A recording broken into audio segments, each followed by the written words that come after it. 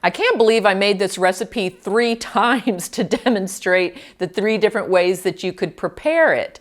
I have a lot of leftover chicken in my refrigerator now, so I think I'll be eating chicken and poblano cream sauce for the next week. I'm okay with that, it's really good. Another way to serve chicken and poblano cream sauce is over pasta, which again is super delicious. Now, if you have any other ideas how you think it would be good, please send them to me because I'm gonna be eating this chicken for a very, very long time. Are there shortcuts for roasting poblano chilies? Not really, it just has to be done, and you can do that over a gas flame or under an electric broiler. You definitely cannot roast poblano chilies in a microwave. That does not work. You can't roast them with an induction cooker. That does not work either. Yeah, you could roast poblano chilies in a toaster oven. However, I would not do that. I think that's just a fire hazard waiting to happen. You could roast them over a live fire, but then you'd have to build a live fire, which may happen in your toaster oven. There's lots of different ways to roast a poblano chili, but only a few would I recommend.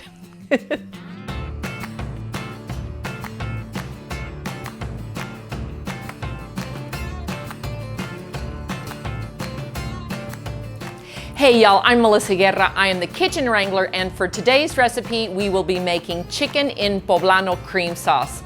And oh yeah, just like the recipe says, we are using heavy cream. Now, I know not everybody eats heavy cream. I love it, but it doesn't always love me.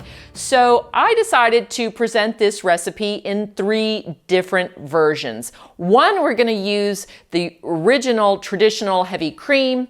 2, we're going to make the recipe with milk. And then 3, we're going to make a very low-fat, dairy-free version with almond milk, which I absolutely love. It turned out so incredibly delicious. So let's get started on our chicken in poblano cream sauce. There are 4 steps to this recipe, no matter what version you make.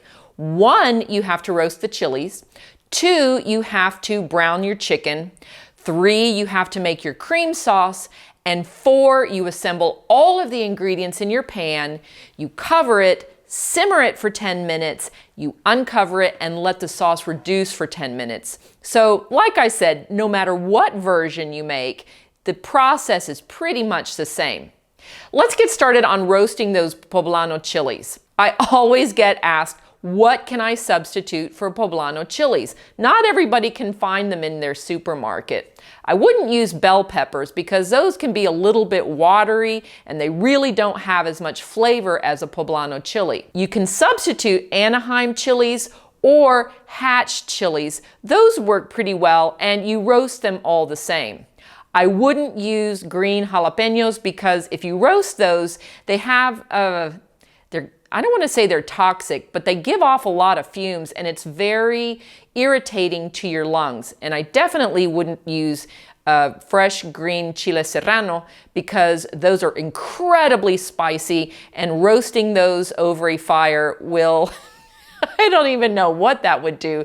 They're very potent, so don't do it. You may also think about using canned chilies, but they're not gonna have the flavor that a fresh poblano chili is gonna have. And let's not forget, this is called chicken in poblano cream sauce, so I am assuming that you have access to fresh poblano chilies. To roast the chilies, first we have to give them a rinse under running water and then we're going to pat them dry.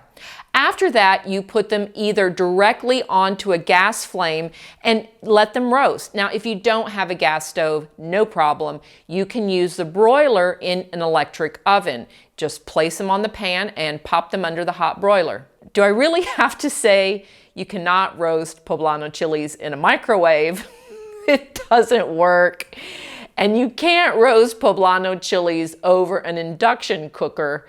Not gonna work either. So your choices are a gas flame or under an electric broiler. Now, if you have a live fire, of course you can roast them over a live fire, but that's a mess. There's a lot of working parts to that process. So those are my 2 choices. Over a gas flame, you'll notice that the blisters are a lot smaller than they are if you roast your chilies under an electric broiler. Turn the poblano chilies with metal tongs to make sure that they roast all over, but be careful, make sure that there are no ashy burnt spots I have one, you can see a little bit of ashiness here on this chili, but I'm gonna use it anyway. But just make sure that the whole chili doesn't get burnt. Once your chili is roasted all over, then wrap it in a clean kitchen towel, and then we're going to put it into a paper bag because these chile poblanos need to sweat a little bit so that the skin is easily removable. Our chilies are cool now, so let's scrape off that outer skin, which for me is most easily done with a dinner knife. You really don't need a sharp knife. So we're gonna scrape all of the skin off, and then we're gonna cut off the top. We also need to get the seeds out of the inside, so that is easily done either by scraping with the knife or dipping it into water. You can also rinse the chilies under running water, and that helps get off all the little bits of charred skin and the extra seeds. Now that the chili is cleaned up, you simply slice it into strips. Now we're ready to move on to step 2. We're going to brown the chicken in either a straight-sided sauté or a skillet with a lid. First, add the onions and saute those in a little bit of olive oil so that they become translucent. Add the chicken, add the carrots, and we're going to let that brown for 20 minutes. You can either cover the pan or you can leave it uncovered. Usually I leave the pan uncovered when I'm browning chicken so that the skin gets a little bit crispy. However, I'm in the studio and I kind of want to contain some of that chicken aroma that's floating around everywhere. Now it's time to add the cream. Oh, look how beautiful that is. It's so nice and thick, and it's gonna pick up all of those great flavors of the brown chicken. We're gonna season with salt and pepper and then add our poblano chili strips. Now that everything's assembled in the pan, we're gonna cover it and let it simmer for 10 minutes. And then after 10 minutes, we will uncover the pan and let the cream sauce reduce for another 10 minutes uncovered. And that is it for the heavy cream version. Very, very easy and so incredibly delicious. We're gonna serve our chicken over Mexican rice that I showed you how to make in another video. So make sure you subscribe to my channel so you can see all of the recipes that I share with you. This Mexican style rice has a little bit of corn on the cob added, which I just added before I topped it off with a lid. So let's make the version where we lower the fat and we use milk. Now, one of the problems with using milk instead of heavy cream is the milk usually curdles. Now, it's not gonna hurt you, but it doesn't look that beautiful and luscious. But I understand, sometimes I don't wanna have all of the fat of heavy cream, so this time we're just gonna add milk. Brown the onions as we did in the first recipe, and then add your chicken and allow that to brown for 20 minutes. I also added the carrots to let those brown a little bit as well. Now we're going to add the milk just like we did the heavy cream. Add your chile poblano, season with salt and pepper, and top off with the lid. Simmer for 10 minutes covered, and then we're gonna uncover it and let it simmer uncovered for another 10 minutes so that the sauce reduces. Now you'll see these little curdles, can't do too much about that, but we can add a slurry of cornstarch with water and that will help thicken up the sauce a little bit. It gives it a creamier texture and it helps kind of fix some of those curd problems. But again, we're going for lower fat, so if we add a little bit of cornstarch, it'll give it more of a creamy texture.